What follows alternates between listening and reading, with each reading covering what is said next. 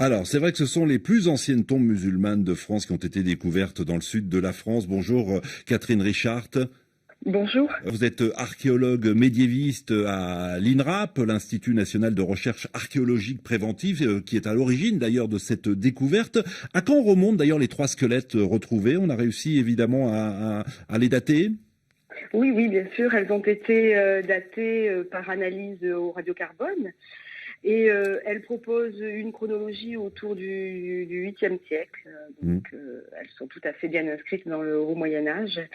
Et par ailleurs, ces datations ont été mises en rapport avec à la fois l'histoire événementielle et les textes qui semblent indiquer la présence de populations musulmanes à Nîmes vers 720. Oui, parce qu'il y a des textes, effectivement, mais la découverte de ces trois squelettes permet enfin véritablement d'avoir, on va dire, une trace matérielle, une véritable preuve du passage des musulmans au 7e, 8e siècle dans le sud de la France.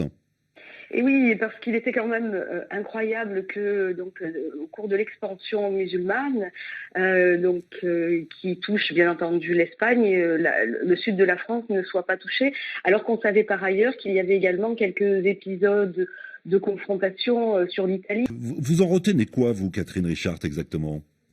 Eh bien, déjà, je veux dire du point de vue des analyses paléogénétiques, parce que c'est quand même très intéressant ce qu'ont fait nos collègues Yves Glaise et Jean-Yves Breuil sur cette fouille. Ils ont tout de suite opté pour la mise en place de réflexions pluridisciplinaires. Ça nous montre que donc la population est diverse pour le Haut Moyen Âge, qu'il n'y a pas qu'une population chrétienne, mais qu'il y a un brassage avec des mouvements de population qui sont assez riches et finalement assez denses. Oui, et ce qui est intéressant également, Catherine Richard a souligné, c'est que ces trois tombes étaient relativement proches de sépultures chrétiennes. Donc ça signifie que finalement, musulmans et chrétiens à l'époque cohabitaient. Oui, et c'est intéressant effectivement de le souligner, c'est-à-dire que ces tombes, les fouilleurs indiquent bien qu'elles sont dans une même zone funéraire.